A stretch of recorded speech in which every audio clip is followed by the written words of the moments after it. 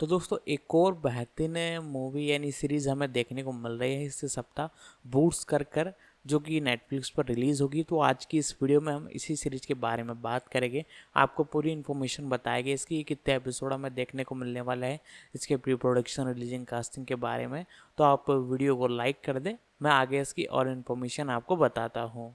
Boots Andy Parker की आगामी अमेरिकी सैन्य कॉमेडी ड्रामा टेलीविजन सीरीज है जो ग्रेग कोप व्हाइट के संस्मरण द पिंक मरीन पर आधारित है। यह 9 अक्टूबर 2025 को नेटफ्लिक्स पर प्रसारित होने वाली है। आधार 1990 के दशक के दौरान एक गुप्त रूप से समलैंगिक अमेरिकी किशोर अपने सबसे अच्छे दोस्त के साथ अमेरिकी सेना में शामिल हो जाता है।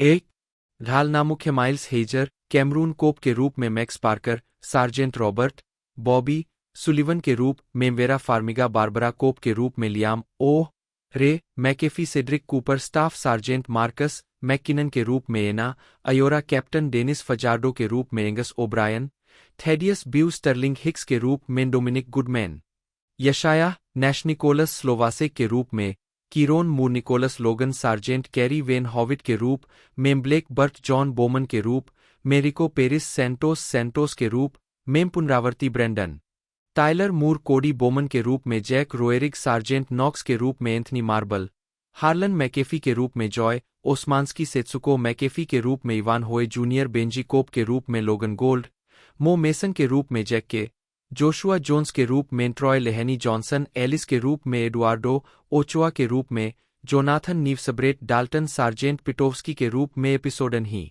शीर्षक 2 निर्देशक द्वारा लिखित। 3 मूल रिलीज तिथि 4/1 द पिंक मरीन, पीटर होर 4 एंडी पार्कर 9 अक्टूबर 20252 बरी सिस्टम टीबीए, जोनाथन कैरेन 9 अक्टूबर 20253 आत्मविश्वास पाठ्यक्रम टीबी, एंड्रिया सियानवेई 9 अक्टूबर 20254 डुबना या तैरना टीबीए, ग्रेग कोप व्हाइट 9 अक्टूबर 20255 bullseye TBA, Megan Ferrell Burke 9 अक्टूबर 20256 हम जो चीजें ले जाते हैं टीबीए, निक जोन्स जूनियर 9 अक्टूबर 20257 प्यार एक युद्ध है टीबीए, डोमिनिक कोलोन 9 अक्टूबर 20258 The Crucible TBA, Andrea Sianavei और एंडी पार्कर 9 अक्टूबर 2025 उत्पादन विकास। यह सीरीज एंडी पार्कर द्वारा निर्मित और सोनी पिक्चर्स टेलीविजन और एक्ट 3 प्रोडक्शंस द्वारा निर्मित है। यह ग्रेग कोप व्हाइट के संस्मरण द पिंक मरीन से प्रेरित है जो इसके कार्यकारी निर्माता भी है। इसे नेटफ्लिक्स से 2023 में एक सीरीज ऑर्डर मिला था। पार्कर ने इस किताब का रूपांतरण किया है और इस सीरीज के शोरूनर होने के साथ साथ एक्ट 3 के नॉर्मन लियर और ब्रेंट मिलर और रेचल डेविडसन और स्कॉट हॉर्नबेकर के साथ कार्यकारी निर्माता भी है। पीटर होर पहले एपिसोड के निर्देशक और कार्यकारी निर्माता है। 5 जेनिफर सेसिल एक कार्यकारी निर्माता और सहशोरूनर के रूप में भी काम करती है। 4 डलाई मुख्य कलाकारों में Vera Farmiga, Miles Heizer, Liam Oh, Ana Ayora, Blake Burt, Kieron Moore, Dominic Goodman, Angus O'Brien और रिको पेरिस शामिल है, जिनमें से कई कलाकारों को अगस्त 2025 में संभावित दूसरे सीजन के लिए चुना गया है। 6 श्रृंखला के अतिरिक्त कलाकारों में Brandon Tyler Moore, Jack Roerig, Anthony Marble, Joy Osmanski, Evan Hoey Junior, Logan Gould, Jack Kay, Troy Lenny Johnson, Jonathan Nieves और ब्रेट डाल्टन शामिल है। 4 फिल्माने पहले सीजन का निर्माण 2023 की गर्मियों में शुरू हुआ था, लेकिन 2023 सैगाफ्त्र हड़ताल के कारण एक सप्ताह बाद ही रोक दिया गया था। फिल्मांकन मार्च 2024 में फिर से शुरू हुआ और अगस्त 2024 में पूरा हुआ। 7 मुक्त करना यह श्रृंखला 9 अक्टूबर 2025 से नेटफ्लिक्स पर रिलीज होने वाली है। माइल्स हेजर जन्म 16 मई 1994 एक अमेरिकी अभिनेता है। टेलीविजन पर उन्हें नेटफ्लिक्स की ओरिजिनल सीरीज 13 रीजन भाई में एलेक्स स्टैंडॉल और एनबीसी ड्रामा सीरीज पेरेंटहुड में ड्रू होल्ट की भूमिका निभाने के लिए जाना जाता है। वह rails and ties 2007, the Stanford prison experiment 2015, nerve 2016 और लव, साइमन 2018 जैसी फिल्मों में भी नजर आ चुके हैं। प्रारंभिक जीवन। हीजर की मां एक नर्स है और उनकी एक बड़ी बहन है। एक बच्चे के रूप में हीजर ने लेक्सिंगटन, केंटकी में कई सामुदायिक थिएटर प्रस्तुतियों में प्रदर्शन किया। 3 जब वह 10 साल के थे, तब उनका परिवार उनके अभिनय करियर को पूरा समर्थन देने के लिए लॉस एंजिल्स चला गया। 2 आजीविका। हीजर ने लघु फिल्म पैरामेडिक में यंग जेम्स की भूमिका निभाई। उसके बाद से हीजर ने घोस्ट व्हिस्परर, शार्क, बोन्स और प्राइवेट प्रैक्टिस के एपिसोड में अतिथि भूमिका निभाई है। 2007 में हीजर ने फिल्म रेल्स एंड टाइज में 12 साल के डेवी डेनर की भूमिका निभाई, जिसके लिए उन्हें फीचर फिल्म में सर्वश्रेष्ठ अग्रणी युवा अभिनेता के लिए यंग आर्टिस्ट अवार्ड के लिए नामांकित किया गया था।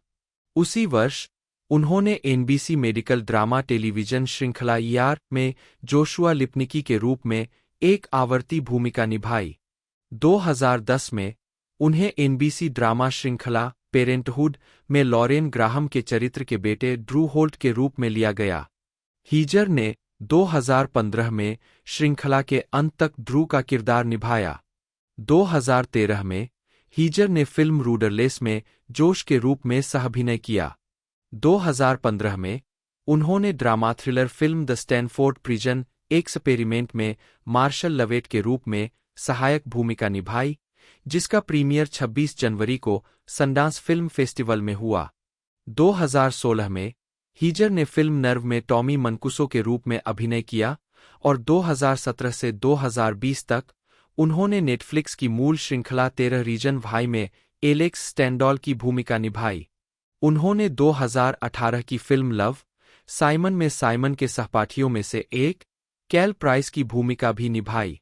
वह अगली बार मैन ऑफ डिवोर्स में अभिनय करेंगे। 4 2018 में हेजर को कपड़ों के खुदरा विक्रेता गैप के लोगो रीमिक्स अभियान में दिखाया गया था। 5 हेजर को कोच के फॉल और विंटर 2019 फैशन अभियानों में भी दिखाया गया था और 2021 में उन्हें कोच के pride is where you find it अभियान में दिखाया गया था। 6-7 मई 2023 में नेटफ्लिक्स ने घोषणा की कि हीजर द कॉर्प्स में अभिनय करेंगे, जो एक समलैंगिक किशोर के बारे में एक नाटक है जो यूएस मरीन कॉर्प्स में भर्ती होता है। 8-9 नॉर्मन लियर और पीटर होर 2 कार्यकारी निर्माता है। 8 श्रृंखला ग्रेग कोप व्हाइट की पुस्तक द पिंक मरीन पर आधारित है।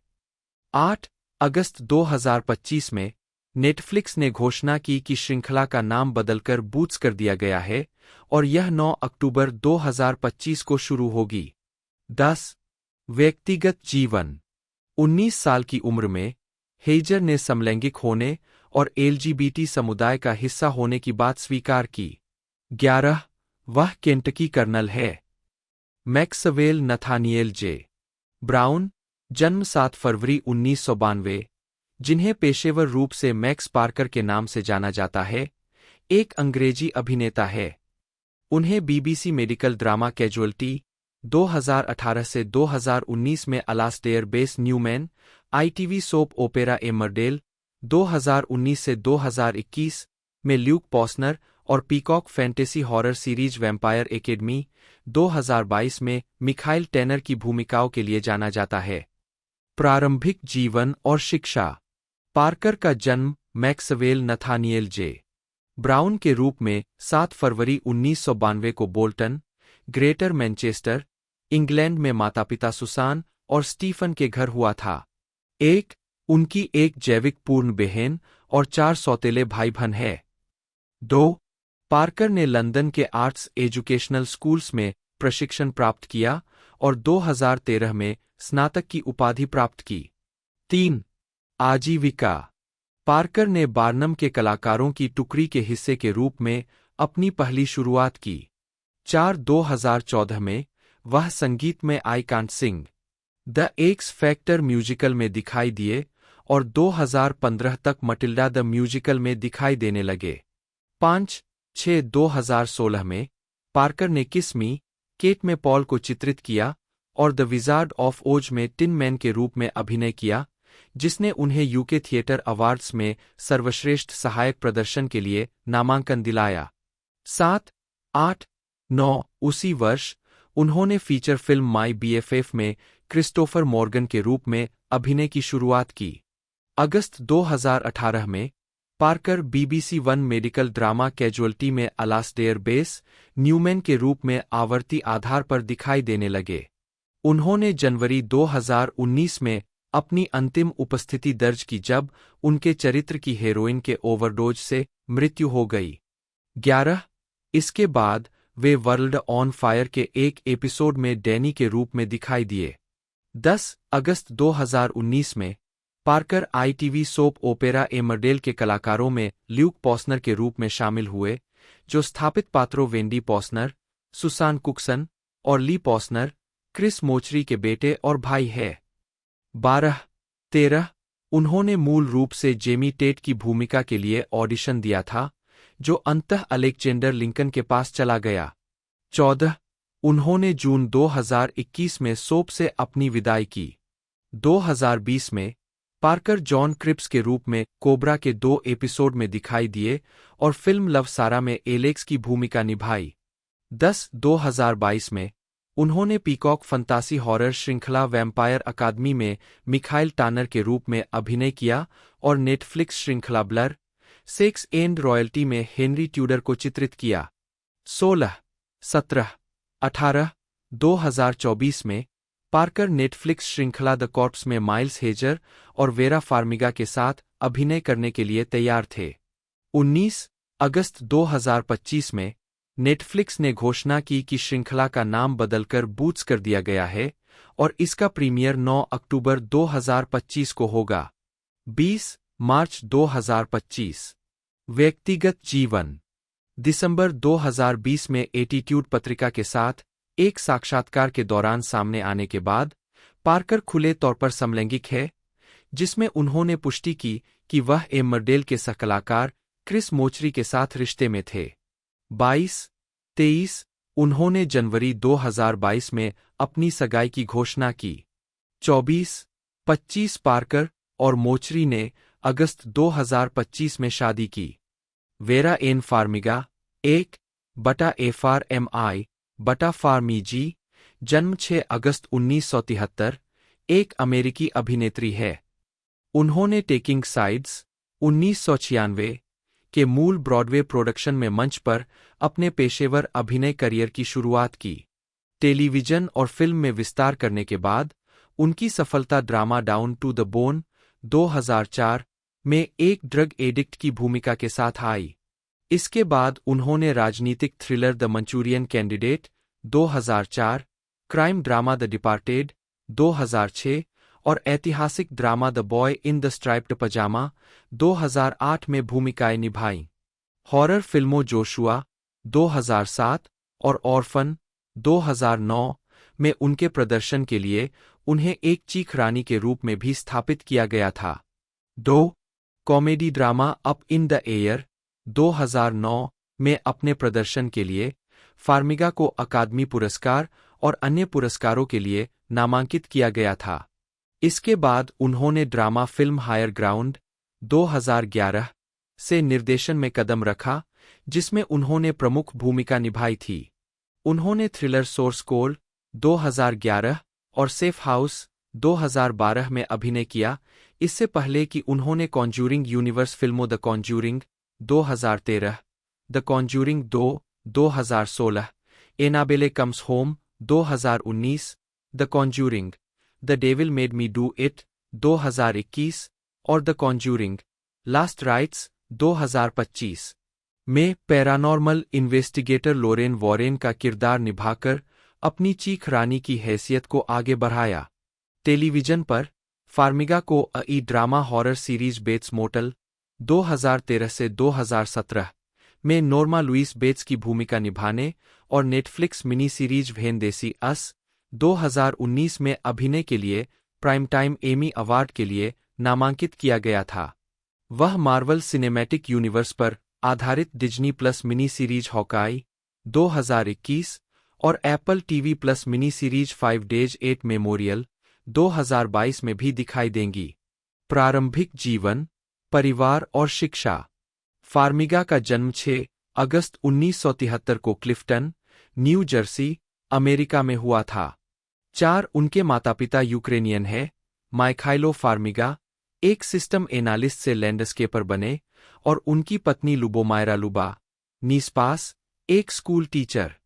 5 फार्मिगा का एक बड़ा भाई, विक्टर, 6 और 5 छोटे भाई बहन हैं, 7 स्टीफन, नादिया, अलेक्जेंडर, लेरिसा जो स्पाइना बिफिरा के साथ पैदा हुई थीं, 8 और ताइसा, 9 उनके नाना नानी, नादिया, नी प्लेटेंसिव 1925 से 2014 और थियोडोर स्पास 1921 से 1990 द्वितीय विश्व युद्ध के दौरान कार्ल्सफेल्ड में विस्थापित व्यक्तियों के शिविर में मिले थे। 10 बचपन में फार्मिगा ने अपने परिवार के साथ यूक्रेनी ग्रीक कैथोलिक चर्च से पेंटेकोस्टलिज्म अपना लिया था।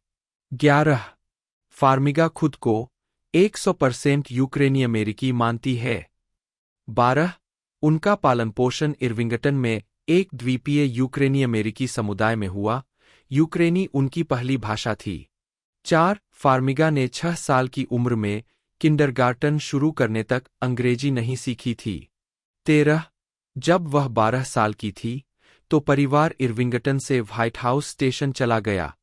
14 फार्मिगा ने नेवार्क में सेंट जॉन द बैप्टिस्ट यूक्रेनी कैथोलिक स्कूल में पढ़ाई की और अपनी किशोरावस्था के दौरान सिजोक्रिली 15 नामक एक यूक्रेनी लोकनृत्य समूह के साथ दौरा किया।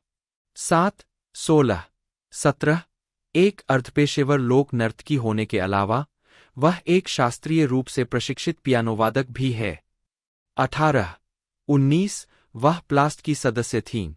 20 फार्मिगा ने 1991 में हंटरडन सेंट्रल रीजनल हाई स्कूल से स्नातक की उपाधि प्राप्त की।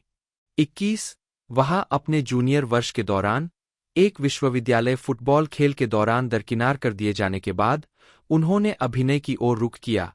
उनके दोस्त ने उन्हें द वैम्पायर के स्कूल प्रोडक्शन के लिए ऑडिशन देने के लिए मना लिया और उन्होंने लेडी मार्गरेट की मुख्य भूमिका जीती।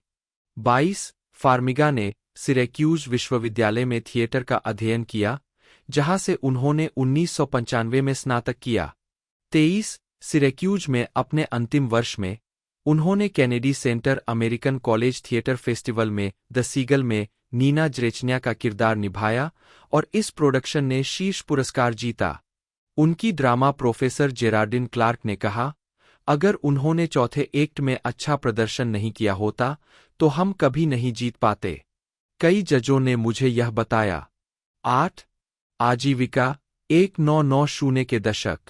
फरवरी 1996 में फार्मिगा ने अमेरिकन कंजर्वेटरी थिएटर के द टेम्पेस्ट के निर्माण में मिरांडा के रूप में अभिनय किया। 24 उसी वर्ष उन्होंने द बैरो ग्रुप में गुड के निर्माण में एनी हार्टमैन को चित्रित किया। 25 फार्मिगा ने अक्टूबर 1996 में एड हैरिस और डैनियल मैसी के साथ ब्रॉडवे की शुरुआत की। रोनाल्ड हारवुड के नाटक टेकिंग साइड्स में एमी स्ट्रॉब की भूमिका को कम किया। 26-27 इन मंच भूमिकाओं के बाद उन्होंने अप्रैल 1997 में Hallmark Hall of Fame western television film Rose Hill में एमिली इलियट को चित्रित करते हुए सहअभिनय किया। 28 फार्मिगा ने फॉक्स की अल्पकालिक फंतासी साहसिक श्रृंखला रोअर 1997 में हीथ लेजर और सेबस्टियन रोचे के साथ मुख्य भूमिका निभाई थी। 29 अगले वर्ष उन्होंने एनबीसी की प्रक्रियात्मक drama series law and order के एक एपिसोड में अतिथि भूमिका निभाई, जिसमें लिंडसे कार्सन की भूमिका निभाई, जो एक सजायाफ्ता हत्यारे की बेटी है जो अपनी हत्या की होड़ में निकल जाती है। 30 उन्होंने drama thriller return to paradise 1998 में विंस वॉन और जोकिन फीनिक्स के साथ सहायक भूमिका निभाते हुए अपनी फीचर फिल्म की शुरुआत की।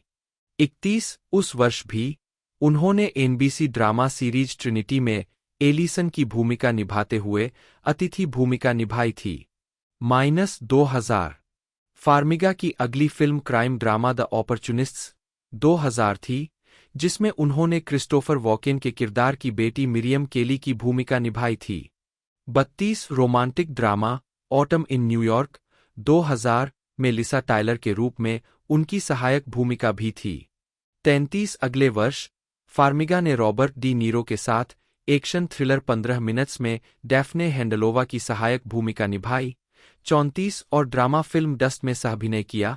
34 जिसका प्रीमियर 2001 के वेनिस फिल्म फेस्टिवल में हुआ था। 35 फार्मिगा बाद में एनबीसी की अल्पकालिक प्रक्रियात्मक ड्रामा सीरीज यूसी अंडरकवर के मुख्य कलाकारों में एलेक्स क्रॉस के रूप में शामिल हुई। 36 इसके बाद वह hallmark sports television film snow white the fairest of them all में दिखाई दीं। 34 फार्मिगा ने romantic drama love in the time of money में अपनी पहली मुख्य भूमिका निभाई, जिसका प्रीमियर 2002 के सनडांस फिल्म फेस्टिवल में हुआ था। 37 जून 2002 में उन्होंने विलियम्सटाउन थिएटर फेस्टिवल में डेविड एल्ड्रिज की अंडर द ब्लू स्काई में अभिनय किया। 38 फार्मिगा अगली बार कॉमेडी ड्रामा डमी 2003 में एड्रियन ब्रॉडी के साथ लोरेना फेंचेटी के रूप में दिखाई दीं। अगले वर्ष फार्मिगा को स्वतंत्र drama film down to the bone में एक ड्रग एडिक्टेड मां आयरीन मॉरिसन की भूमिका में सफल भूमिका मिली। 40 जिसका प्रीमियर जनवरी 2004 में सनडांस में हुआ। 41 उनके प्रदर्शन की प्रशंसा करते हुए रोलिंग स्टोन के पीटर ट्रेवर्स ने लिखा, अगर हॉलीवुड में जरा भी स्वाद बचा होता तो शानदार वेरा फार्मिगा सर्वश्रेष्ठ अभिनेत्री के ऑस्कर की दौड़ में सबसे आगे होती।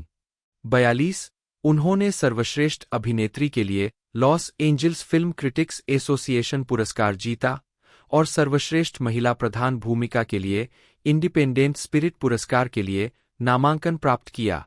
43 फार्मिगा अगली बार हिलेरी स्वेंक और एंजेलिका हस्टन के साथ HBO drama film iron jawed angels 2004 में पोलिश अमेरिकी महिला मताधिकार कार्यकर्ता रुजा वेनक्लावस्का की भूमिका में दिखाई दीं।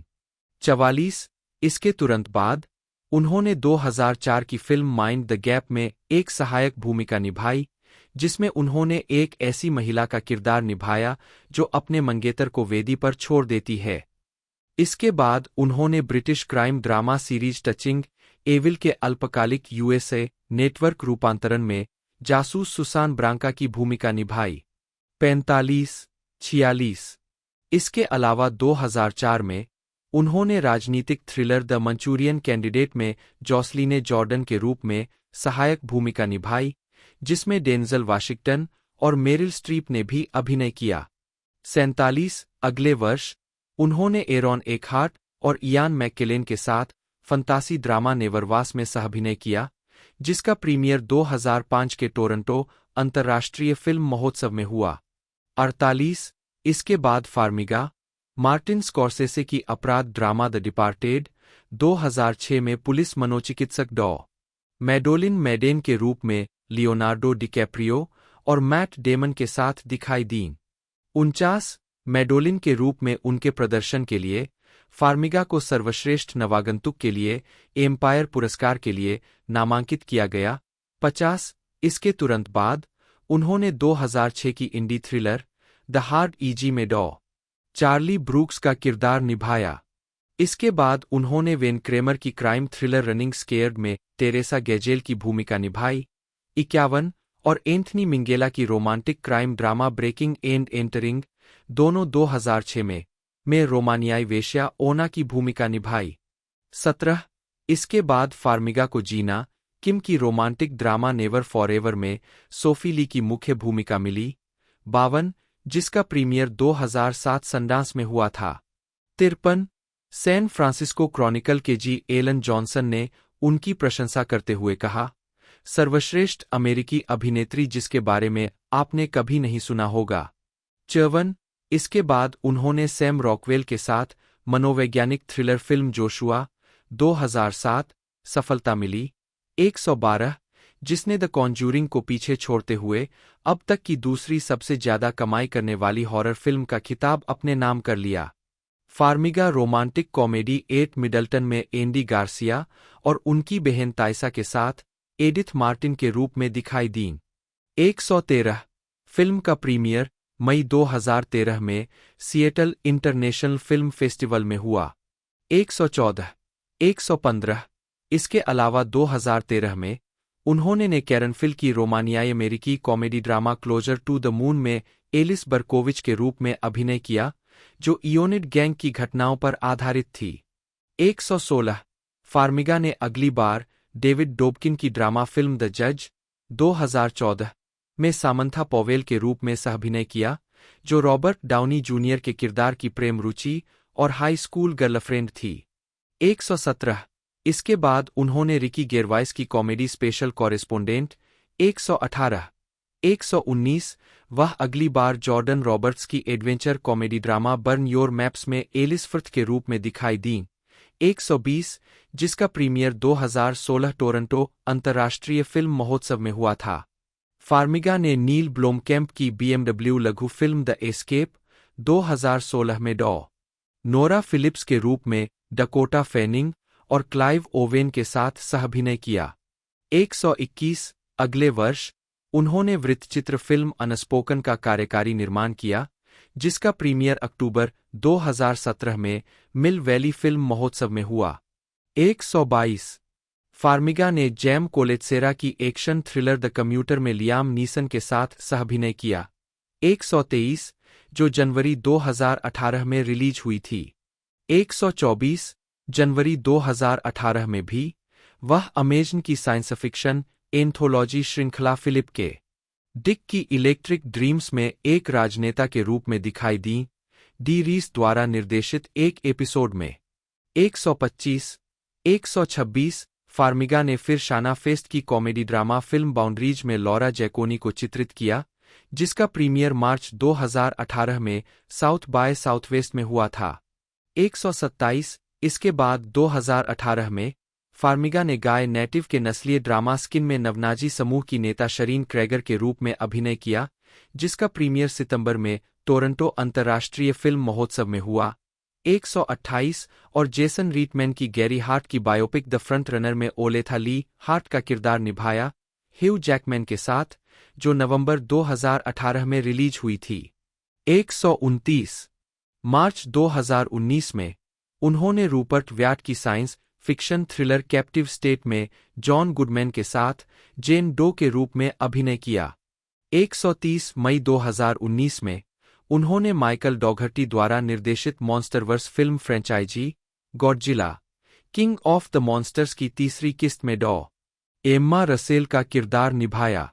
131 इसके अलावा मई 2019 में फार्मिगा ने सेंट्रल पार्क जॉगर केस पर आधारित एवा डुवर्ने की Netflix crime drama mini series When They See Us में अभियोजक एलिजाबेथ लेदरर का किरदार निभाया।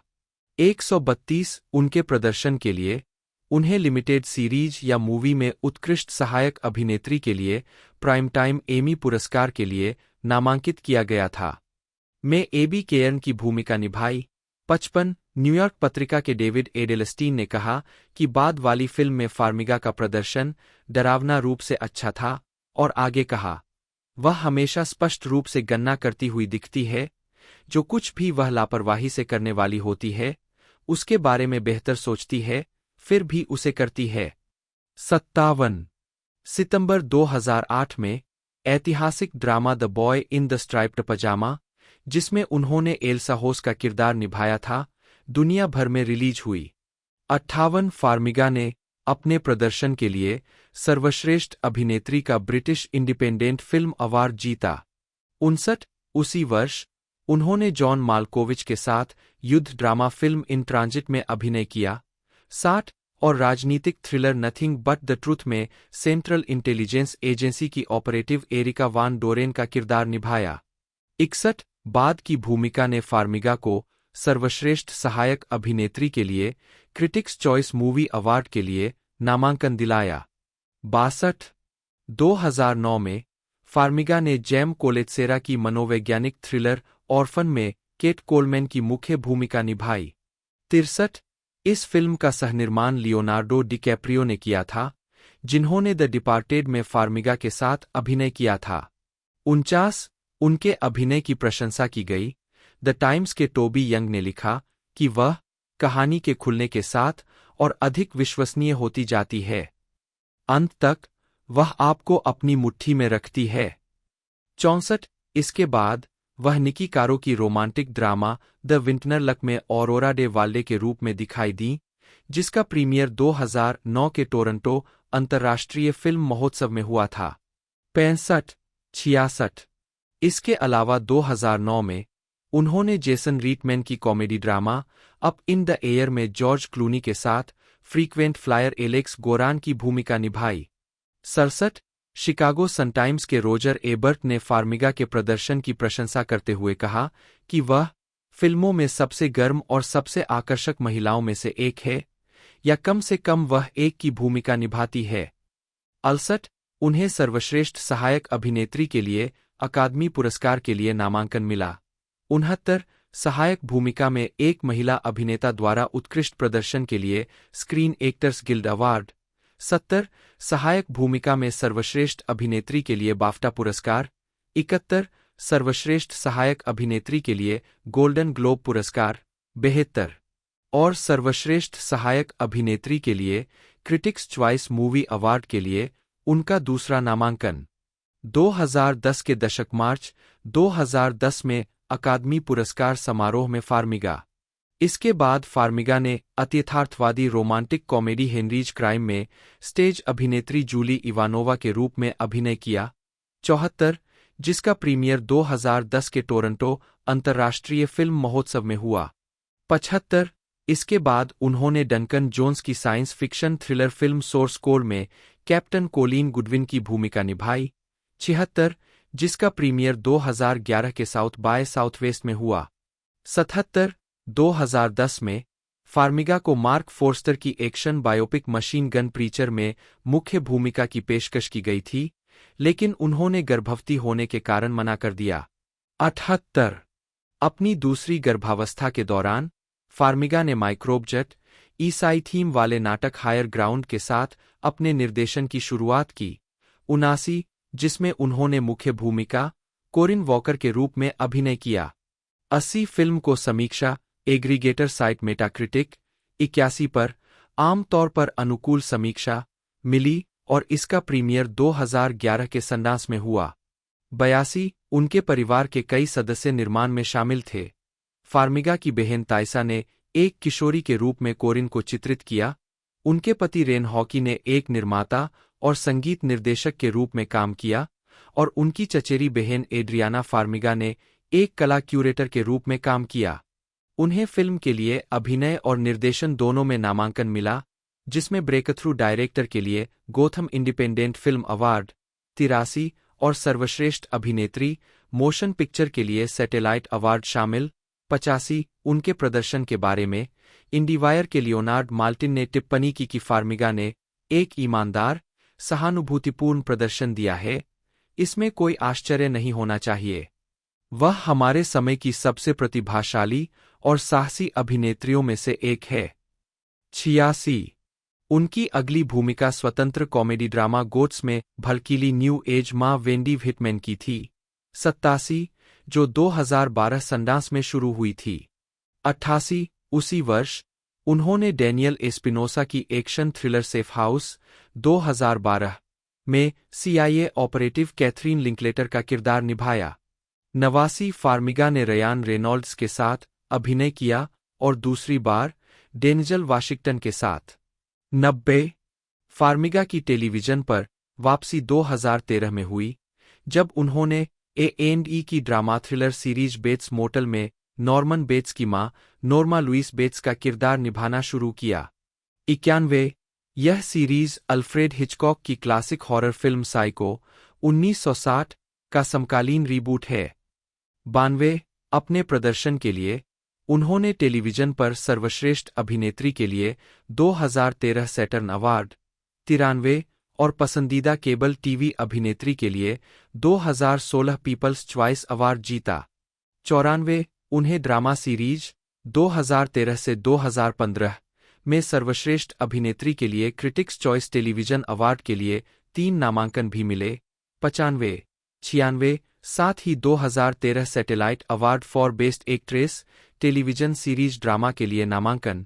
97, ड्रामा सीरीज में उत्कृष्ट लीड एक्ट्रेस के लिए 2013 प्राइम टाइम एमी अवार्ड। 98, और ड्रामा में व्यक्तिगत उपलब्धि के लिए 2013 टीसीए अवार्ड। 99, हॉलीवुड रिपोर्टर के टिम गुडमैन ने फार्मिगा के प्रदर्शन को शानदार कहा और लॉस एंजल्स टाइम्स की मैरी मैकनामारा ने उन्हें मुख्य कारण श्रृंखला आश्चर्यजनक रूप से अच्छा है के रूप में पहचाना। 101, मई 2013 में बेट्स मोटेल के लिए मीडिया के लिए पहली सेंटर में फार्मिगा। इसके बाद वह जेम्स वान की हॉरर फिल्म द कॉन्जूरिंग 2013 में नजर आईं। 104, जिसे आलोचनात्मक और व्यावसायिक सफलता मिली। 105, यह फिल्म उस तारीख तक की दूसरी सबसे ज्यादा कमाई करने वाली हॉरर फिल्म बन गई। 106, फार्मिगा ने पैट्रिक विल्सन के साथ पैरानॉर्मल इन्वेस्टिगेटर और स्वयंभू क्लैरवॉयंट लोरेन वॉरेन का किरदार निभाया। 107, जिसके लिए उन्हें बेस्ट स्केयरडेडशिट परफॉर्मेंस के लिए एमटीवी मूवी अवार्ड के लिए नामांकित किया गया था। 108, द हॉलीवुड रिपोर्टर की शेरी लिंडेन ने लिखा कि फार्मिगा इस भूमिका में एक असाधारण संवेदनशीलता को प्रतिध्वनित करती है, जबकि वैरायटी के जस्टिन चांग ने उनके प्रदर्शन को भावुक कहा और विल्सन के साथ उनकी केमिस्ट्री को रॉक सॉलिड तालमेल के रूप में उजागर किया। 109, 110, उन्होंने सीक्वल द कॉन्ज्यूरिंग 2, 2016 में अपनी भूमिका दोहराई, जिसका निर्देशन भी वान ने ही किया था। यह फिल्म मुख्य सीरीज में रिलीज होने वाली दूसरी फिल्म थी, लेकिन द कॉन्ज्यूरिंग यूनिवर्स में रिलीज होने वाली तीसरी फिल्म थी। 111, अपने पूर्ववर्ती की तरह द कॉन्ज्यूरिंग 2 को भी सकारात्मक आलोचनात्मक प्रतिक्रिया और व्यावसायिक। 133, जून 2019, 2020 के दशक। मई 2021 में फार्मिगा ने नेटफ्लिक्स की ड्रामा लिमिटेड सीरीज हेल्स्टन में एक विशेष अतिथि भूमिका निभाई, जो इसी नाम के फैशन डिजाइनर के जीवन पर आधारित है, जिसमें इवान मैकग्रेगर मुख्य भूमिका में थे।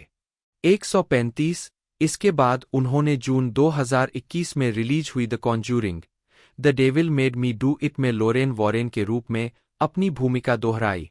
136, सितंबर 2021 में फार्मिगा एलन टेलर द्वारा निर्देशित द सोप्रानोस के prequel the many saints of Newark में लिविया सोप्रानो के रूप में दिखाई दीं। 137, इसके बाद उन्होंने मार्वल सिनेमैटिक यूनिवर्स की सुपरहीरो मिनी सीरीज हॉकाई में हैली स्टेनफेल्ड के किरदार की मां एलेनोर बिशप की भूमिका निभाई, जिसका प्रीमियर नवंबर 2021 में डिज्नी प्लस पर हुआ। अगस्त 2022 में फार्मिगा ने समीक्षकों द्वारा प्रशंसित Apple TV plus limited series 5 days 8 memorial में डॉ. अन्ना पॉ की मुख्य भूमिका में अभिनय किया।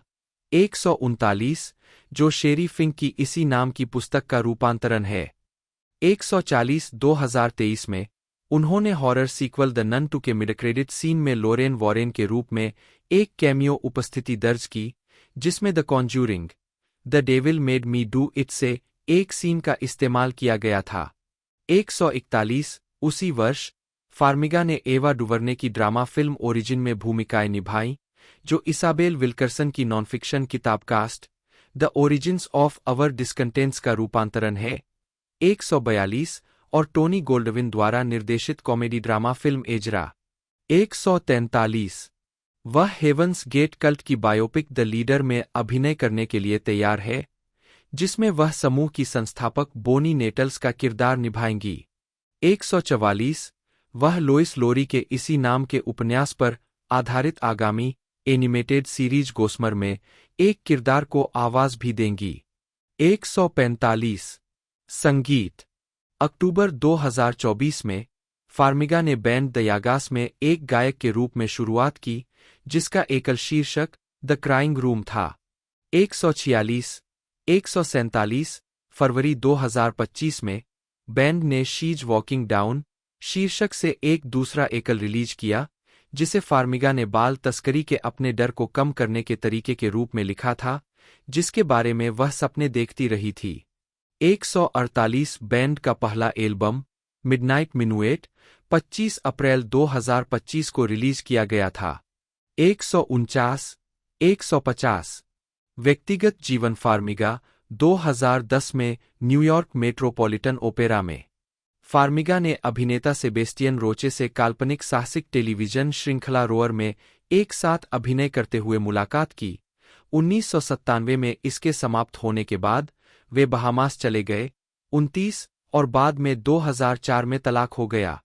29 टचिंग एविल के सेट पर आपसी मित्र फिल्म निर्माता एलन ह्यूजेस द्वारा परिचय कराए जाने के बाद उन्होंने डेडसी संगीतकार रेन हॉकी को डेट करना शुरू किया।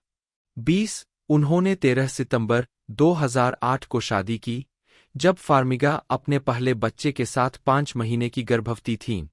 29 उन्होंने जनवरी 2009 में राइनबेक, न्यूयॉर्क में एक बेटे को जन्म दिया। 151 और नवंबर 2010 में एक बेटी को जन्म दिया। 152 परिवार के पास हडसन वैली, न्यूयॉर्क, 153 और वैंकूवर, ब्रिटिश कोलंबिया में घर है। 4 फार्मिगा की भाभी अभिनेत्री और फोटोग्राफर मॉली हॉकी है। 154 वह अपने बेट्स मोटेल के सहकलाकार फ्रेडी हाईमोर, जो उनके बेटे के गॉडफादर है। 155 और अपने कॉन्जूरिंग के सहकलाकार पैट्रिक विल्सन के साथ घनिष्ठ मित्र है। 156 फार्मिगा एक गैरसांप्रदायिक ईसाई है। 2011 में क्रिश्चियनिटी टुडे के साथ एक साक्षात्कार में फार्मिगा ने कहा, मैं एक यूक्रेनी कैथोलिक से ईसाई बने परिवार में पला बढ़ा हूं और यही मेरे परिवार का धर्म है। मेरे पिता ने मुझ में ईश्वर को परिभाषित करने, अपने लिए पवित्रता को परिभाषित करने की भावना डाली। यही मेरे माता पिता की हमारे लिए सबसे बड़ी सीख थी। मैं किसी विशेष चर्च से संबंधित नहीं हूं, लेकिन मैं एक ऐसा व्यक्ति हूं जो किसी भी पूजा स्थल, किसी भी आराधनालय में जा सकता हूं और सीधा संवाद कर सकता हूं। 157 फिल्मोग्राफी और पुरस्कार मुख्य लेख वेरा फार्मिगा स्क्रीन और मंच पर तथा पुरस्कार और नामांकन। समीक्षा एकत्रित साइट रॉटन टोमाटोज और box office site box office mojo के अनुसार फार्मिगा की सबसे ज्यादा कमाई करने वाली और समीक्षकों द्वारा प्रशंसित फिल्मों में down to the bone 2004, the Manchurian candidate 2004, the departed 2006, the boy in the striped pyjama 2008, orphan 2009, up in the air 2009, source code 2011, safe house 2012, the conjuring 2013, the conjuring 2 2016, the commuter 2018, Godzilla king of the monsters 2019, Annabelle comes home 2019 और the conjuring the devil made me do it 2021 शामिल है। 158 159 up in the air 2009 में अपनी भूमिका के लिए Farmiga को सर्वश्रेष्ठ सहायक अभिनेत्री के लिए अकादमी पुरस्कार, सर्वश्रेष्ठ सहायक अभिनेत्री के लिए गोल्डन ग्लोब पुरस्कार, सहायक भूमिका में सर्वश्रेष्ठ अभिनेत्री के लिए बाफ्टा और सहायक भूमिका में उत्कृष्ट महिला अभिनेता के लिए स्क्रीन एक्टर्स गिल्ड पुरस्कार के लिए नामांकन मिला। 69 72 71 70 फार्मिगा को बेट्स मोटेल 2013 से 2017 में अपनी भूमिका के लिए ड्रामा सीरीज में उत्कृष्ट मुख्य अभिनेत्री के लिए प्राइम टाइम एमी पुरस्कार के लिए नामांकन मिला। 93 98 99 मिनी सीरीज भेनदेसी अस 2019 में अपने प्रदर्शन के लिए फार्मिगा को एक सीमित श्रृंखला या मूवी में उत्कृष्ट सहायक अभिनेत्री की श्रेणी में अपना दूसरा प्राइम टाइम एमी पुरस्कार नामांकन मिला। एना सी अयोरा जन्म 8 जुलाई 1983 एक अमेरिकी अभिनेत्री है, जिन्हें 2013 की फिल्म द बिग वेडिंग में नूरिया सोटो और सिनेमैक्स की ओरिजिनल सीरीज बंशी में डिप्टी नीना क्रूज की भूमिका के लिए जाना जाता है। वह 2019 की फिल्म कैप्टन मार्वल में भी दिखाई दीं। जीवनी एना अयोरा का जन्म फ्लोरिडा में कोलंबिया, विशेष रूप से एंटियोक्विया विभाग से आए माता-पिता के यहाँ हुआ था। अयोरा द्विभाषी थीं, अंग्रेजी और स्पेनिश उनकी प्राथमिक भाषाएं थीं, क्योंकि वह गर्मियों में कोलंबिया जाती थीं। उन्होंने छोटी उम्र में ही बैले नृत्य शुरू कर दिया था, लेकिन 20 साल की उम्र तक लिगामेंट की चोट के कारण उन्हें इसे छोड़ना पड़ा। कॉलेज में एक दोस्त के सुझाव पर अयोरा ने तब तक अभिनय की ओर रुख कर लिया था। अयोरा ने कहा, अगली चीज जो मैंने सीखी वह थी विज्ञापनों की बुकिंग। तब मुझे एहसास हुआ, मुझे कैमरे के सामने अभिनय करना अन्य मॉडलिंग की तुलना में ज्यादा पसंद है। एक छोटी उम्र में एनी जैसी फिल्मों की प्रशंसक होने के बावजूद अयोरा ने शुरुआत में खुद को कभी एक अभिनेत्री के रूप में नहीं देखा। मुझे कहना होगा कि बड़े होते हुए मैं सिनेमा या टेलीविजन की बहुत बड़ी प्रशंसक नहीं थी। मैं बहुत मिलनसार थी और स्क्रीन के सामने कुर्सी पर लेटे रहने की बजाय घर के बाहर ज्यादा समय बिताती थी। लेकिन अब मैं यहाँ हूँ, इस नौकरी में। आप देखते हैं कि कैसे किस्मत किसी न किसी तरह आपका रास्ता तय करती है। उनके करियर को तब उड़ान मिली जब उन्हें मार्ले एंड मी और कैसल जैसी फिल्मों में छोटी-छोटी भूमिकाएं मिलीं। 2. वह अमेरिकन अपैरल और टच नामक एक क्लब में दिनरात काम करती रहीं, जहां से वह दोपहर के भोजन के समय ऑडिशन देने के लिए निकल जाती थीं। एक अयोरा को अंततः द बिग वेडिंग में नूरिया सोटो की भूमिका मिली, जो उनकी ब्रेकआउट भूमिका बन गई। अयोरा के पास पारंपरिक लैटिना लहजा नहीं था और उन्हें फिल्म के लिए उसी के साथ अभिनय करना पड़ा। 3. वह कैप्टन मार्वल के कलाकारों में शामिल हुई, जो सफल मार्वल सिनेमैटिक यूनिवर्स फ्रेंचाइजी का हिस्सा है। 1980 से 1999। 1980 में लियर ने ईसाई दक्षिणपंथी समूह मोरल मेजोरिटी, जिसकी स्थापना 1979 में हुई थी, का प्रतिकार करने के उद्देश्य से पीपल फॉर द अमेरिकन वे नामक संगठन की स्थापना की। 43. 1981 की शरद ऋतु में लियर ने सीबीएस केबल नेटवर्क के लिए classic game show quiz kids के पुनरुद्धार के मेजबान के रूप में 14 महीने का कार्यकाल शुरू किया। जनवरी 1982 में लियर और जेरी पेरेंचियो ने एवको फाइनेंशियल कॉरपोरेशन से एवको एम्बेसी पिक्चर्स को खरीद लिया। जनवरी 1982 में टीएटी कम्युनिकेशंस के साथ कंपनी के विलय के बाद एवको को छोड़ दिया गया और संयुक्त इकाई का नाम बदलकर एम्बेसी कम्युनिकेशंस इंक कर दिया गया। 44. एम्बेसी पिक्चर्स का नेतृत्व एलन हॉर्न और मार्टिन शेफर ने किया। मार्च 1982 में लियर ने मॉरल मेजोरिटी जैसे समूहों के प्रति संतुलन के रूप में आई लव लिबर्टी नामक एक एबीसी टेलीविजन विशेष कार्यक्रम का निर्माण किया। 46. इस विशेष कार्यक्रम में आने वाले कई मेहमानों में रूढ़िवादी आइकन और 1964 के अमेरिकी राष्ट्रपति चुनाव के रिपब्लिकन उम्मीदवार बैरी गोल्डवाटर भी शामिल थे। 46. 18 जून 1985 को लियर और पेरेंचियो ने कोलंबिया पिक्चर्स, तब कोका कोला कंपनी के स्वामित्व में, को एम्बेसी कम्युनिकेशंस बेच दिया, जिसने कोका कोला कंपनी के $485 मिलियन के शेयरों के लिए एम्बेसी के फिल्म और टेलीविजन डिवीजन, एम्बेसी के इन-हाउस टेलीविजन प्रोडक्शंस और एम्बेसी थिएट्रिकल लाइब्रेरी के टेलीविजन अधिकारों सहित का अधिग्रहण किया। 47. 48. डिफरेंट स्ट्रोक्स के रद्द होने के साथ 1986 में ब्रांड टेंडेम प्रोडक्शंस को छोड़ दिया गया था और एम्बेसी 1986 के अंत में एक एकल इकाई के रूप में अस्तित्व में नहीं रही, जो अलग-अलग संस्थाओं के स्वामित्व वाले विभिन्न घटकों में विभाजित हो गई थी। 49. कोका कोला ने फिल्म डिवीजन को डिनो डी लॉरेंटिस को और होम वीडियो शाखा को नेल्सन होल्डिंग्स, बैरी स्पाइकिंग्स के नेतृत्व में को बेच दिया। 50. 51. कोलंबिया पिक्चर्स टेलीविजन बैनर के तहत टीवी संपत्तियां जारी रहीं। 52. लियर के एक्ट 3 कम्युनिकेशंस की स्थापना 1986 में हुई थी और अगले वर्ष थॉमस बी मैकग्राथ को वरिष्ठ उपाध्यक्ष के रूप में सेवा देने के बाद एक्ट 3 कम्युनिकेशंस इंक का अध्यक्ष और मुख्य परिचालन अधिकारी नामित किया गया था। 53. 54. 2 फरवरी 1989 को नॉर्मन लियर के एक्ट 3 कम्युनिकेशंस ने प्रबंधन के बजाय टेलीविजन श्रृंखला का निर्माण करने के लिए एक्ट 3 टेलीविजन नामक कोलंबिया पिक्चर्स टेलीविजन के साथ एक संयुक्त उद्यम का गठन किया। 55, 56, 1980 के दशक के अंत और 1990 के दशक की शुरुआत में एक्ट 3 कम्युनिकेशंस ने कई व्यावसायिक पत्रिकाएं खरीदीं, जिनमें चैनल्स पत्रिका भी शामिल थी, जिसकी स्थापना न्यूयॉर्क टाइम्स के पूर्व टीवी संवाददाता लेस ब्राउन ने की थी। चैनल्स 1990 में बंद हो गए। उस समय तक एक्ट 3 और brown television business international (TBI) का प्रकाशन और संपादन कर रहे थे।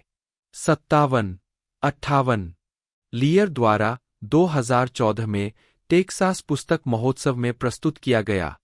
1997 में लियर और जिम जॉर्ज ने बच्चों के लिए WB सीरीज चैनल अम्प्टी 3 का निर्माण किया।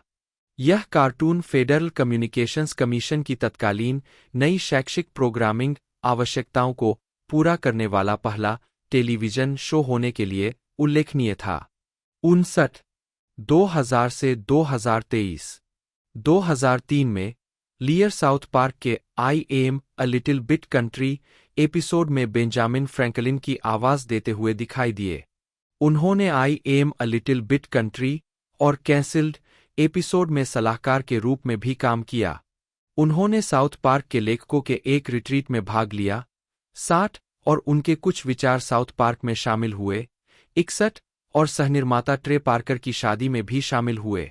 62 साउथ पार्क ने लियर और उनके बेटे बेंजामिन के बीच एक बंधन का काम किया, जो 1970 के दशक के उनके अधिक प्रसिद्ध काम से परिचित नहीं थे।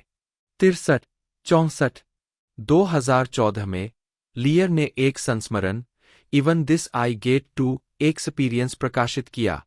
65 लियर को 2016 की documentary Norman Lear just another version of you में दिखाया गया है।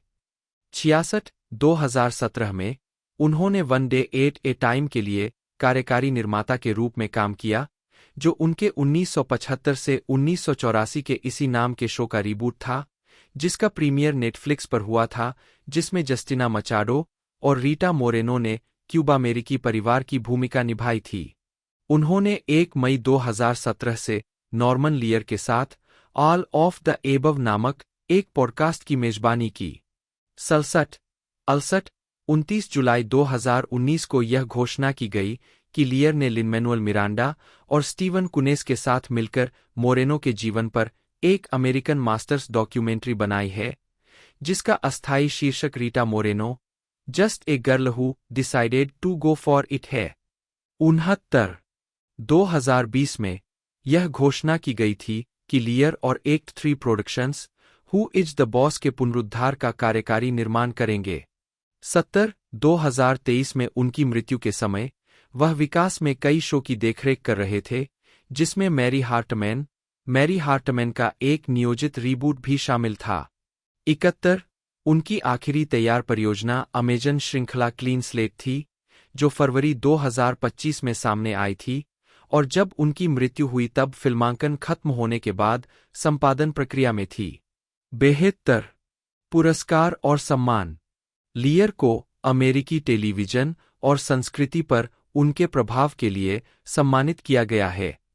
73 ऑल इन द फैमिली से पहले 1950 और 1960 के दशक में टेलीविजन सिटकॉम ने आम तौर पर श्वेत अमेरिकी पारिवारिक जीवन को आरामदायक दिखाया और नस्लीय भेदभाव और पितृसत्ता जैसे मुद्दों को उठाने से परहेज किया। 74 75 1971 से शुरू होकर ऑल इन द फैमिली ने वर्तमान सामाजिक और राजनीतिक विषयों पर खुलकर चर्चा की और 5 सीधे वर्षों तक देश का सबसे लोकप्रिय शो बना रहा। 76 77 लियर के बाद के शो ने नस्लीय और लैंगिक विविधता के टेलीविजन प्रतिनिधित्व को चौड़ा किया, जैसे कि गुड टाइम्स, अफ्रीकी अमेरिकी परमाणु परिवार पर केंद्रित पहला टेलीविजन शो। 78 79 80 टेलीविजन पटकथा लेखक पैडी चेफ्स्की ने कहा कि लियर ने अमेरिकी लोगों को स्क्रीन पर रखा। 81 हालांकि यह स्वीकार किया गया है कि जेम्स एल ब्रूक्स टीवी श्रृंखला रूम 222, जो लियर द्वारा नहीं बनाई गई थी और जो लियर के शो शुरू होने से पहले शुरू हुई थी, वह भी पहले शो में से एक थी जिसमें न केवल एक अफ्रीकी अमेरिकी मुख्य चरित्र को एक कम रूढ़िवादी भूमिका में एक हाई स्कूल शिक्षक, बल्कि गंभीर समकालीन मुद्दों को भी शामिल किया गया था। टेलीविजन अकादमी फाउंडेशन ने कहा कि नॉर्मन लियर द्वारा ऑल इन द फैमिली और मोर जैसे कार्यक्रमों की शुरुआत के साथ प्रासंगिक प्रोग्रामिंग को एक प्रमुख शैली बनाने से 1.5 सीजन पहले रूम 222 गंभीर समकालीन मुद्दों पर चर्चा करने के लिए आधे घंटे की कॉमेडी के रूप का उपयोग कर रहा था। अपने 5 सीजन के दौरान शो में ऐसे एपिसोड शामिल थे जो नस्लवाद, लिंगवाद। नॉर्मन मिल्टन लियर 27 जुलाई 1922, 5 दिसंबर 2023 एक अमेरिकी पटकथा लेखक और निर्माता थे जिन्होंने 100 से ज्यादा शोज का निर्माण, लेखन, सृजन या विकास किया। एक लियर ने 1970 के दशक के कई लोकप्रिय सिटकॉम बनाए और निर्मित किए, जिनमें ऑल इन द फैमिली 1971 से 1979, मोर 1972 से 1978, सैनफोर्ड एंड सन 1972 से 1977, one day at a time 1975 से 1984, द जेफरसन्स 1975 से 1985 और गुड टाइम्स 1974 से 1979 शामिल है। उनकी रचनाओं ने सिटकॉम प्रारूप में राजनीतिक और सामाजिक विषयों को शामिल किया। 2. लियर को कई पुरस्कार मिले, जिनमें 6 प्राइम टाइम एमी पुरस्कार, 2 पीबॉडी पुरस्कार, 1999 में नेशनल मेडल ऑफ आर्ट्स, 2017 में कैनेडी सेंटर ऑनर्स और 2021 में गोल्डन ग्लोब कैरल बर्नेट पुरस्कार शामिल है। वह television academy hall of fame के सदस्य थे।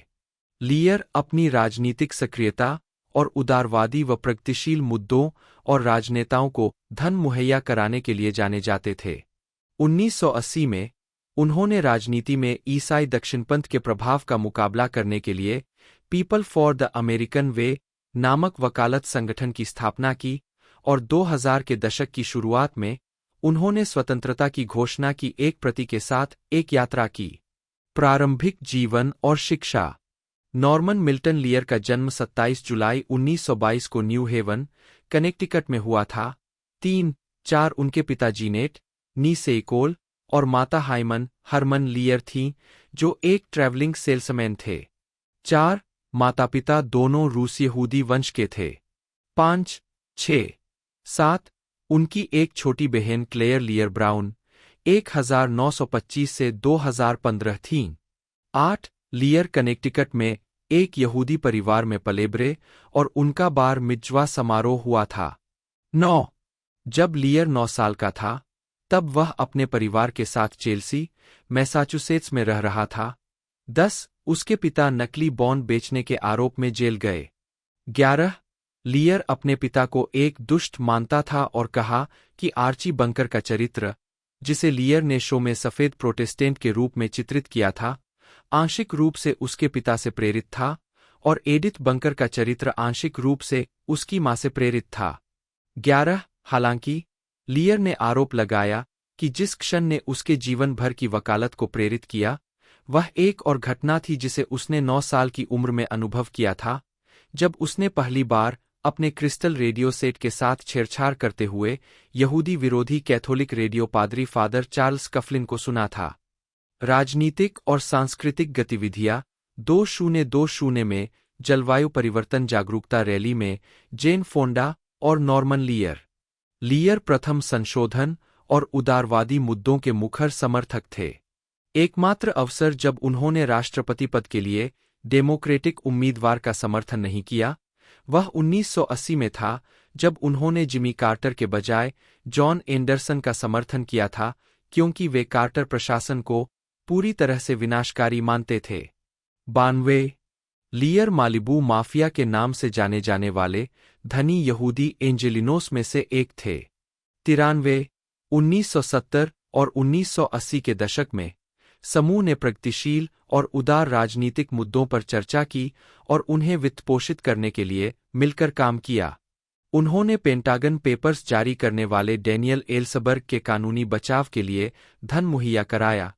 94 और उन्होंने संघर्षरत प्रगतिशील पत्रिका द नेशन को बचाए रखने के लिए उसका समर्थन किया।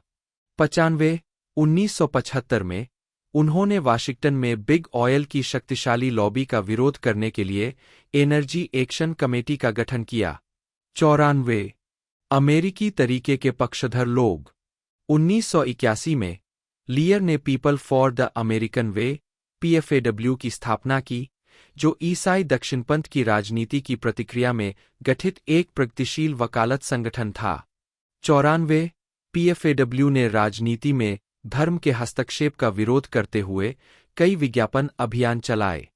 96 PFAW और अन्य समान विचारधारा वाले समूहों ने 1987 में रीगन द्वारा सुप्रीम कोर्ट में रॉबर्ट बोर्क के नामांकन को रोकने के अपने प्रयासों में सफलता प्राप्त की। 97 लियर, जो धार्मिक अधिकार के लंबे समय से आलोचक थे, धर्मनिरपेक्षता की उन्नति के पक्षधर थे। 98 99 पैट रॉबर्टसन, जेरी फाल्वेल और जिमी स्वेगार्ट सहित प्रमुख दक्षिणपंथी ईसाइयों ने लियर पर नास्तिक होने और ईसाई विरोधी पूर्वाग्रह रखने का आरोप लगाया है।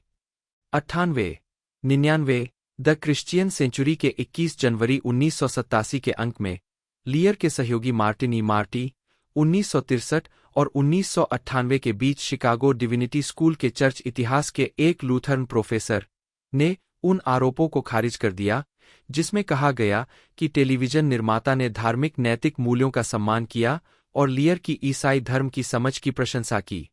99 मार्टी ने कहा कि जबकि लियर और उनके परिवार ने कभी रूढ़िवादी यहूदी धर्म का पालन नहीं किया था, 99 टेलीविजन निर्माता यहूदी धर्म का अनुयायी था। 99 2009 में यूएस न्यूज के पत्रकार डैन गिलगॉफ के साथ एक साक्षात्कार में लियर ने दक्षिणपंथी ईसाई राष्ट्रवादियों के उन दावों को खारिज कर दिया कि वे नास्तिक हैं और ईसाई धर्म के प्रति पूर्वाग्रह रखते हैं। लियर धार्मिक विश्वास रखते थे और उन्होंने अपने बॉर्न अगेन अमेरिकन अभियान में कुछ इंजील ईसाई भाषा को शामिल किया। उनका मानना था कि धर्म को राजनीति और नीति निर्धारण से अलग रखा जाना चाहिए। 98 ग्रेटर लॉस एंजल्स के द ज्यूइश जर्नल के पत्रकार रॉब एशमैन के साथ 2014 में एक साक्षात्कार में लियर ने खुद को पूरी तरह से यहूदी बताया, लेकिन कहा कि उन्होंने कभी भी यहूदी धर्म का पालन नहीं किया। 1989 में लियर ने बिजनेस एंटरप्राइज ट्रस्ट की स्थापना की, जो एक शैक्षिक कार्यक्रम था जो 1998 में समाप्त होने तक अमेरिकी व्यापार में अनुकरणीय सामाजिक नवाचारों को उजागर करने के लिए वार्षिक पुरस्कार, बिजनेस स्कूल के स्टडीज और वीडियो का उपयोग करता था। उन्होंने 1992 में घोषणा की कि वह अपनी राजनीतिक सक्रियता कम कर रहे हैं।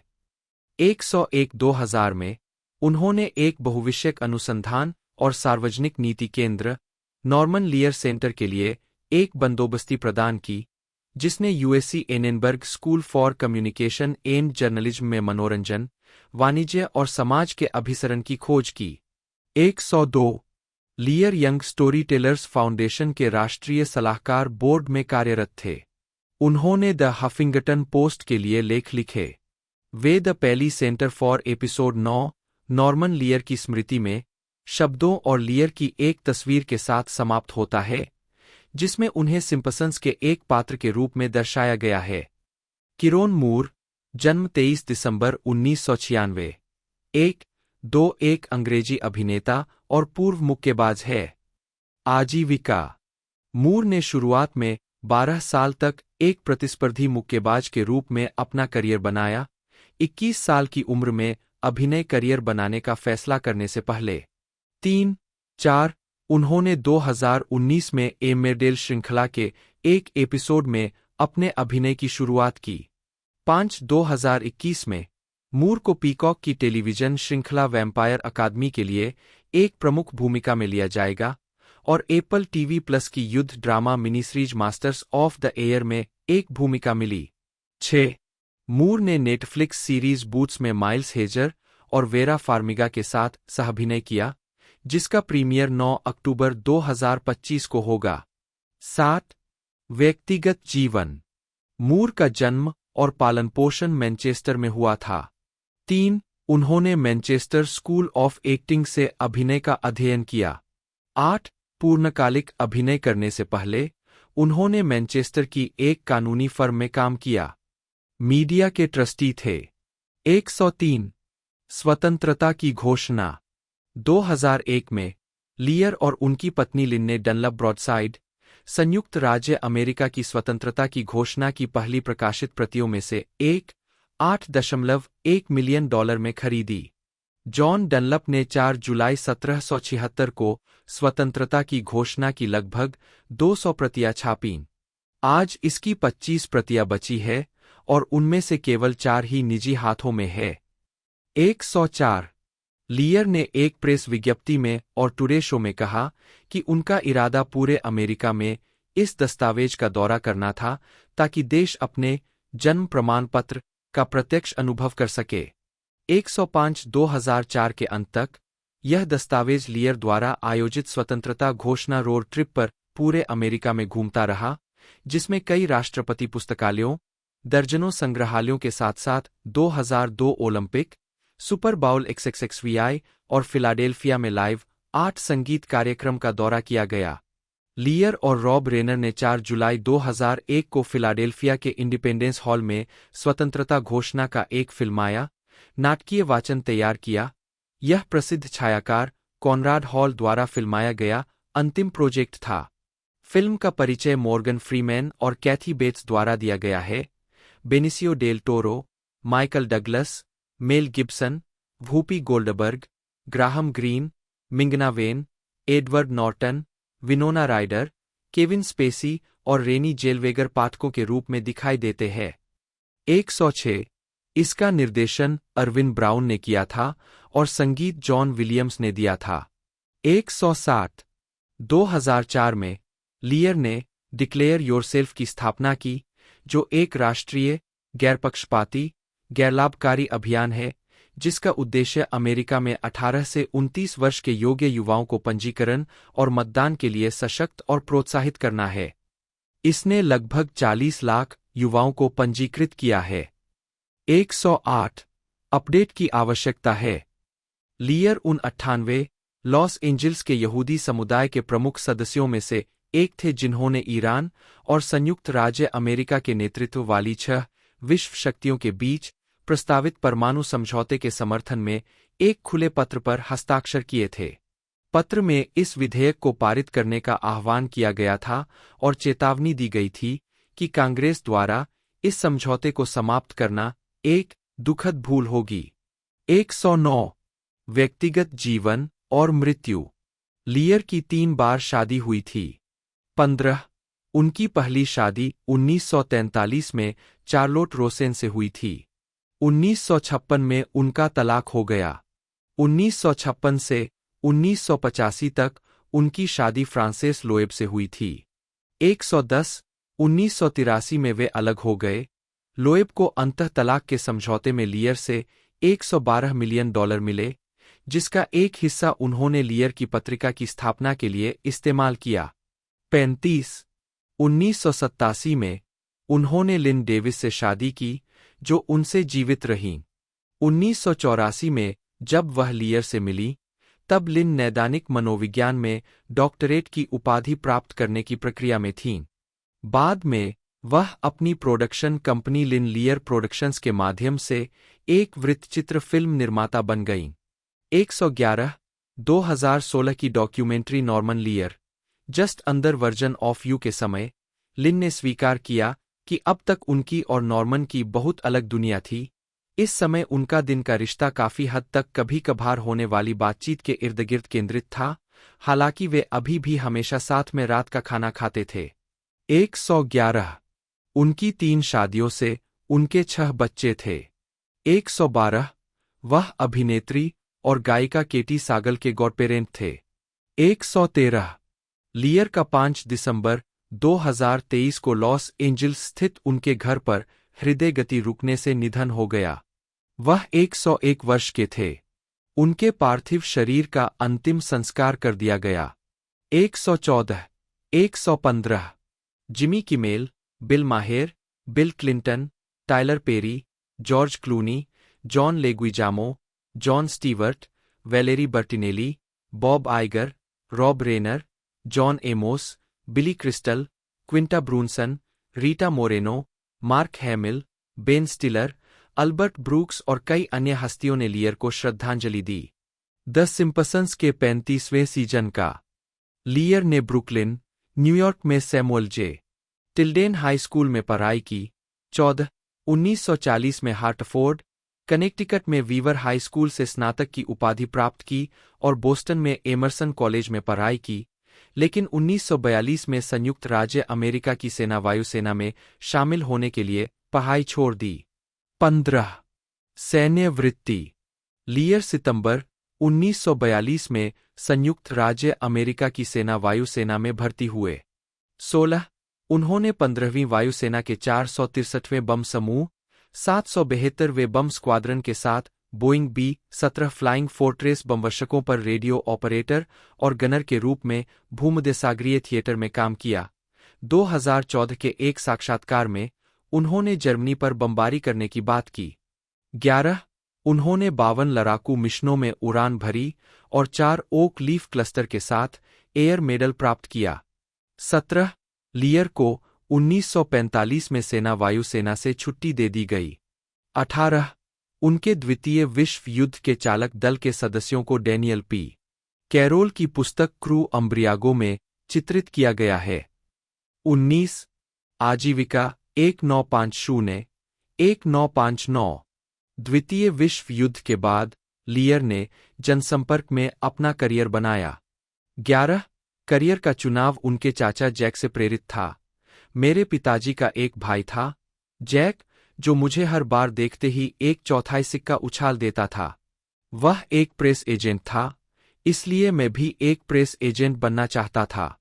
मेरे लिए यही एकमात्र आदर्श था, इसलिए मैं बस यही चाहता था कि बड़ा होकर मैं एक ऐसा व्यक्ति बनूं जो अपने भतीजे को 1/4 सिक्का उछाल सके। 9 लियर ने प्रचार में अपना करियर फिर से शुरू करने के लिए कैलिफोर्निया जाने का फैसला किया और अपनी नन्ही बेटी के साथ पूरे देश की यात्रा की। 11 लॉस एंजल्स में अपनी पहली। और एपिसोडों की बात कर ले तो टोटल इसके अंदर कई एपिसोड हमें देखने को मिले हैं और 9 अक्टूबर 2025 को ये हमें देखने को मिल जाएगी। 8 तकरीबन एपिसोड हमें इसके देखने को मिल सकते हैं। बाकी आपको इसका कितना इंतज़ार है कमेंट करके जरूर से बताइएगा। बाकी आज की इस वीडियो में इतना ही, मिलता है दोस्तों अगले वीडियो में।